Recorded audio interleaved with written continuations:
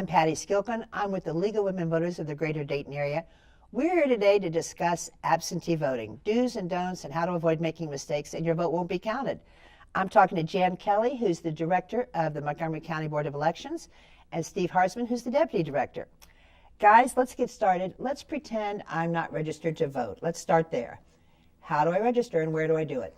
Well, Patty, there's a lot of different ways you can register to vote. You can register to vote at our board office downtown, as you can throughout the state. You can download a form from the Secretary of State's website, fill it out and mail it in, or you can pick up registration forms at various state agencies, such as the Board of BMV, public libraries, high schools, Job and Family Services. What are the registration deadlines? How soon do I have to be registered before a given election? In Ohio, you have to be registered 30 days prior to any election that you want to participate in. And that's been a standard time frame throughout Ohio's elections for many years. So it's important for voters to understand that if they want to participate, make sure they're registered before 30 days prior to each election. Gotcha. Are there any circumstances that I would have to update my registration or re-register? Sure. If you get married, you get divorced, you move, you need to update your registration, and that also has to be done 30 days prior to any election. The Secretary of State now has an online voter registration change of address form that's electronically available to all citizens in the state of Ohio. If I don't do anything, I don't get married, I don't get divorced, I don't move, my registration stays put, I'm okay? Correct. Forever? Forever. I thought, and maybe I'm wrong, I thought you had to continue to vote in every election, or if you skipped some, then maybe you had to re-register? No? Yes? Under the National Voter Registration Act, if you do not have to do anything, but we will send you a confirmation card. As long as you fill out that confirmation card, letting us know that you still live there, you still want to maintain your registration, then you do not have to vote, you don't have to do anything else other than that. And that happens after a presidential election year or gubernatorial year. It's kind of a supplemental list that we send out for non-voting or for the national change of address. So if you do change your address, you show up there. We send you this confirmation card. You don't have to vote as long as you notify us on a every 4 to 5 year cycle. Okay, good. And just to piggyback on that, Patty, that's because we're such a mobile society now. We try to keep our records as up to date as we can. And so what's called a voter purge, if you have not voted in 2 federal elections, we will send you that confirmation card saying, hey, are you still at your address, Patty? Yes, I am. Okay, great. You're still registered to vote and you're on our rolls. Okay, good. Sounds like a good system. It is. It works great. Now let's talk about absentee voting, which I personally love. No boy standing in line, no standing in the rain. Can anyone vote absentee anytime for every single election? It's no fault absentee in the state of Ohio. So we don't have to give a reason that we're going to be out of the country or that? You're not going to be out of the country, or what was the other ones? You were going to, snowbirds going to Florida, you were ill or over the age of 65, or a poll worker. It used to be the reasons that you were allowed to vote absentee. I remember those days. The state legislature passed some good legislation, and now it's no fault state. Okay, so let's pretend I'm one of those lazies that wants to do it from my home at my kitchen table. How do I get started? I have to request a ballot, and how do I do that? You fill out an application. What's going on in the state of Ohio over the last several years, they've been doing statewide mailings to all the voters because the trends of absentee voting is growing. As Jan mentioned, people are very busy, they're moving around, and this way gives them the ability to vote at the convenience of their home. And as long as they fill out that application, we'll send them a ballot. We normally don't send that ballot out until 35 days prior to the election, but they can fill out that application as soon as January 1st of that current year. Okay, let's talk about those deadlines. If I want to vote in any given November, when should I request my absentee ballot? You can request your absentee ballot in the state of Ohio on January 1st of the year that you want to vote absentee, and or 90 days before the election that you want to vote in. And when does the Board of Elections have to have received that request for an absentee ballot? The Saturday before the election at noon. Oh, okay. So you've got plenty of time.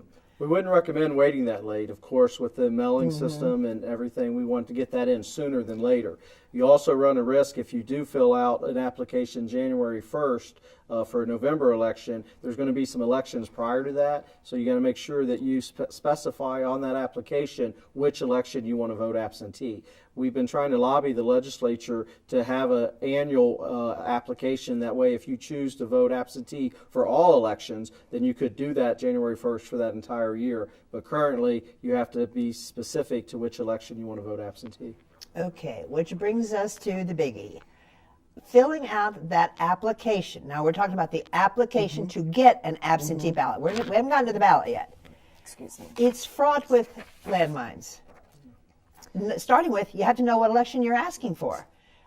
Let's talk about filling that form out correctly, the application for the absentee ballot.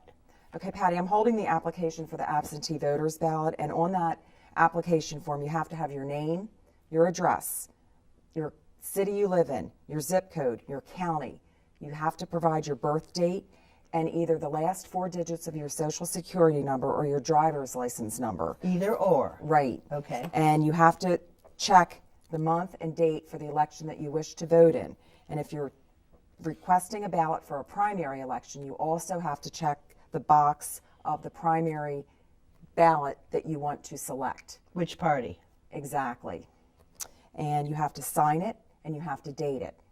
Now, what if we get the application back and we do and it's not filled out properly? We send the voter a letter informing them they are missing something on their application and they need to fix it and send it back in to us.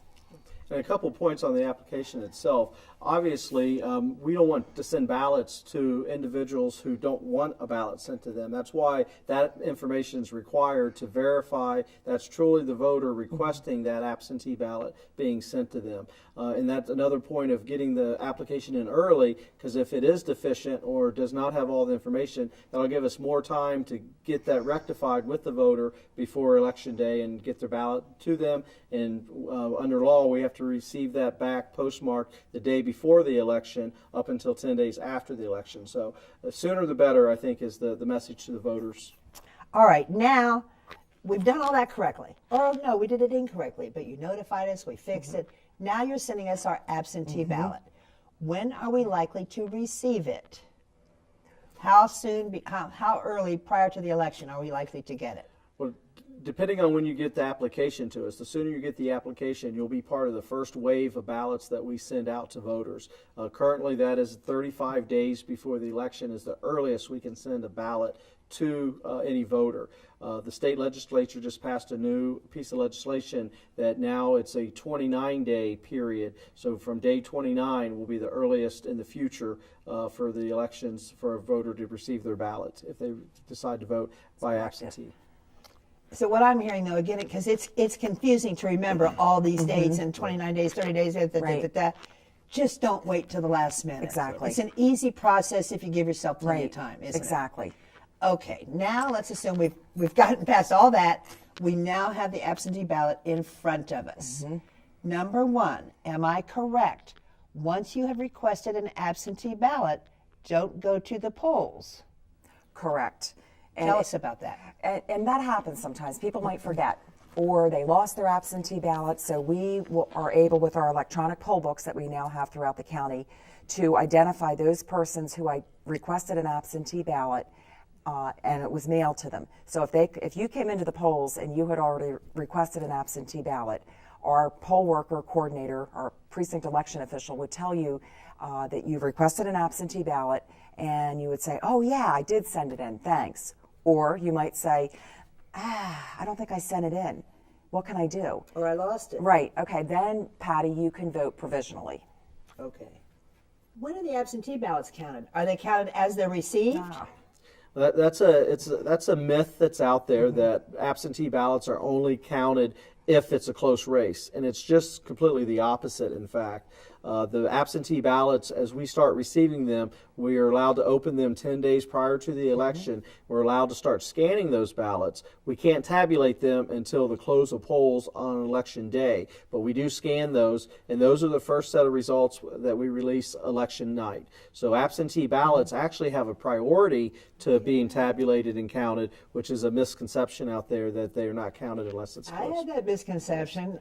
I often wondered if my absentee ballot, what kind of attention it got, because Really? the networks on a big time election, they're calling the races by 10 o'clock. Right. I think, wait a minute, you didn't count me yet. Right. My vote, it may make all the difference. And you can't necessarily do that. I mean, we've seen that on election night where, you think you can call a race and then the other areas start coming in that may be of a different party affiliation, and those numbers will change. Right. And we've had, I think last year there were 43 recounts in the state of Ohio for the general election. Okay, now we need to get to the meat and potatoes. We have the absentee ballot. And it's my understanding that an awful lot of them get sent in unsigned, filled out incorrectly. So we really need to focus on this, because everybody, after you've gone through all this, you want your vote to count. Right. What are the biggest boo-boos likely to happen? The biggest boo-boos likely to happen are overvotes, which is where it says select not more than one candidate. People will select two. People putting smiley faces in the oval, filling in the oval all the way so the scanner can't read it and the scanner will reject it. You mean not filling it in all the way? Or filling it in too broadly. I Too brought big. some examples Oh, goody. that we can look at, and it's the ovals to be filled in completely, just like a test, like an SAT or an ACT or a school test. Just fill in the oval in pen, not purple ink, not pink ink, not a sticker. Just read the directions. Does it need to be black or blue? It needs to be black or blue is the best. Okay. Absolutely. Okay. What else have we seen? Well, the biggest issue we have with the paper ballots, and of course, is an optical scan ballot, very similar to the testing that many of the students currently use. We have marginal marks where they don't fill the oval in completely, or they do an X is probably the biggest issue that we see. They just X the oval instead of shading it. And the sensitivity of our scanners, it has to be at least 15 to 20% filled in for the scanner to actually identify that as a proper vote. One of the things that we do in Montgomery County for all the paper ballots, the absentee ballots that we send to voters to their home, or the in-person absentee ballots where people actually come into the office and vote on paper, we inspect those ballots before they even get to the scanner. And if we identify a marginal mark or a overvote, we separate that. Now, it's important to note with an overvote, that's a voter's choice or a mistake they made, but we don't change overvotes, because they may want to, for whatever reason, vote for two candidates. Maybe they're undecided. So we do not rectify them or correct those. But the marginal marks are the ones that we mainly see. A lot of times the ballots are torn. We have timing marks on the side of the ballots. If those timing marks are either torn or if there's some mark in there, the scanner won't scan those. So we inspect those before they go to scanning. And our goal is by the time a ballot gets to the scanner, we have 100% accuracy in scanning our ballots. All right, let's talk about where the voter's intent is clear. They've made a big X. You're telling me you actually physically handle every single ballot? Yes. Wow. Every single ballot. Yeah. And I think it's important. And in that instance, when you could clearly see, that you would fill in the little bubble and send it through the scanner? Well, we have a team, a Republican and a Democrat, that would remake the ballot after the board has approved it, of course, and then remakes the voter's intent, which the board has decided, and then they are rescanned. And just to give you some specific numbers, in the presidential election of 2012, we had about 80,000 paper ballots between absentee and in-person voting, and we probably remade somewhere between 5,000 to 6,000 of those ballots.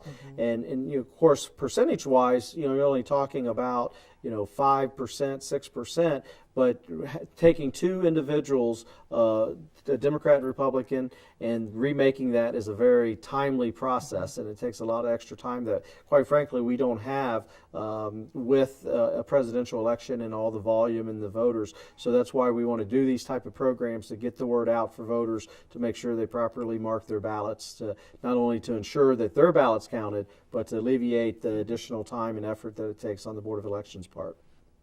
I'm impressed. I'm really impressed. So we actually do get into hanging chads and dimpled chads and the whole Well, nightmare, sometimes huh? people just mark like a little dot too, no. a little dot. And if Could have somebody been a mistake. Right. and if somebody does mismark their ballot, they can call us and get another one. Oh. So if they spill coffee on it, if they tear it, if Accidentally vote for the wrong the person. husband filled it out for the wife, which shouldn't happen, they can request a new ballot. Yes, Are there safeguards against somebody sending in 2 ballots? absolutely, absolutely. you know? Our system identifies if a ballot has been sent out, and we have what's called a soiled and defaced default in our database. Okay, so now I have hopefully filled out my absentee ballot correctly. I can bring it to the Board of Elections, yes? Yes? Could my next door neighbor bring it for me? No. No. Okay, so I can bring it or I can mail it. If I mail it, there's an envelope provided. How much postage do I need to put on that? Let me just go back, Patty. You can have a family member bring your ballot, but not your neighbor. And you Okay. can't bring your ballot to the polling location. The precinct election officials are not allowed to take an absentee ballot and deliver it to the board. If you do that, it will not be counted. How do you know if it's family member? We ask them. And we count on their Hopefully, reliable yes. honesty. Okay. Is there, it doesn't sound to me like there's really any room in this process for voter fraud. I mean, it's so negligible a possibility that it's not worth discussing. Would you agree with that or no? I would 100% agree with that. There's never been a proven situation where there's organized fraud with Ohio elections. Obviously, there's situations across the state where a husband will vote for a wife, or a lot of times with nursing home, situations that siblings will vote for their parents. We've had situations where their parents requested the ballot and then they died by the time the ballot got there, and their children returned the ballot. But that's why it's important to note that on the identification envelope, we verify their signature and their ID before we count that ballot. Right. And same way with the Postal Service, if someone gets in your mailbox and takes your ballot, and they can vote your ballot and then send it back, but if that signature doesn't match, then we don't calculate, or we don't tabulate that ballot. So there are safeguards, but I agree 100% with your comment that really there's no room for fraud or no ability to have any organized fraud with elections. It's such a minuscule It possibility. is, and when it does happen, and it has happened, like Steve mentioned, there was a gentleman that requested an absentee ballot. He died. His son knew how he wanted to vote and voted his ballot. We caught it with a signature verification check, and that was turned over to the prosecutor's office. There you go. Okay. What else here? Did we have postage? How much We postage? didn't. We mail the ballot, and it can depend on the ballot size. Last year, we had one county that had 6 pages on their ballot, so their ballot would be more to return, say, than a municipality that just had 2 pages. So we send with the voter, when they request the application, when we send the voter absentee ballot out, we send a page with the required postage for that Good. specific municipality. So if you just read the directions and pay attention, you're going to do this correctly. Right. Be sure and sign it. I'm told that a lot of people don't sign them. I don't know how you can miss that step, but I guess you can. That's on the ID envelope. You get never sign interrupted. the I can ballot, see it right. happening. What am I missing, guys? What else would you like to talk about here that I haven't covered? Let me see. I can't think of anything else. Oh, no, here's a good one. What if I change my mind? I've asked for an absentee ballot, and it came, but in the meantime, one candidate had done something just awful, and I was going to vote for him, but now I've changed my mind. What do I do? Once we receive the ballot back, the absentee ballot, and we verify it, it's very similar to dropping your ballot in the ballot box. It's accepted, and you can't go back. You don't get a second chance. Okay. Again, prior to sending the ballot back, you have up to 3 ballots to vote. Just like baseball, 3 strikes, you're out. But once we receive it, it's just like casting your ballot. So if I request an absentee ballot, and I've messed around and haven't sent it back yet, of course I can change my mind at any time. Correct. But let's say it's the day before the election, and I've really been on the fence. I don't know who I'm going to vote for. I finally make a decision. Can I change my mind and go to the polls?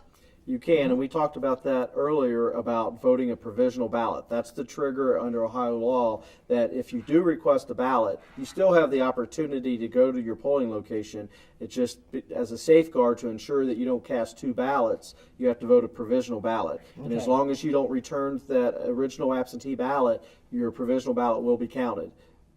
Okay. Right. Anything else you'd like to add? I would. I think there's a lot of confusion in Ohio and other states throughout the country as to what a provisional ballot is. A provisional ballot is the same ballot you're going to get for an absentee or if you're voting on an optical scan or a DRE. I think it's the envelope name that confuses people. But if everything on that envelope is filled out correctly, your ballot will be counted. Okay. And, you know, specific with absentee, the Board of Elections, we encourage participation in absentee, either by sending a ballot to your home or coming in person voting. Obviously, we did a lot of proactive measures with the budget issues over the years. We consolidated our precincts and our polling locations because more and more people are voting by absentee. They're choosing because of the convenience. They don't want to be locked into one election day or time frame to go and cast their ballot. And so we're encouraging people to vote absentee for that purpose. It alleviates the stress on election day, the long lines, which has been in the news. The president commissioned a committee to research long lines, and so this will help that from that perspective. And voting absentee will help keep your tax dollars down because it is Sure. an effective, It's gonna be cheaper. efficient, and cheaper way to vote. Makes sense. In wrapping up, Steve, tell me, what are the largest, the most common mistakes people make in either the application for the absentee ballot or the absentee ballot itself? Well, there's three things that I would highly recommend for all voters. First, I would get the application in early, and then that way if there's any errors or any mistakes, that'll give us more time to send the voter a letter and ask them to rectify the problem. Second, I would follow the instructions of either the application or the ballot to make sure they shade in the oval completely. They don't have any marginal marks. That way when we do receive the ballot back, we can process it and there's no issue with that specific ballot. And then thirdly, make sure you sign both the application and the ID envelope when you send your ballot back, because again, that's our verification to make sure that's a valid ballot before we process it. And if those three things go, then everything will go smoothly. The vote will be counted, and we'll be able to get the results tabulated sooner than later. And it's, again, the final point would be absentee ballots are the first ballots that are counted and released election night. Thank you. It's also important to remember that if you have any questions that we haven't covered here, you can call the League of Women Voters at 937-228-4041 or your local Board of Elections. Thank you.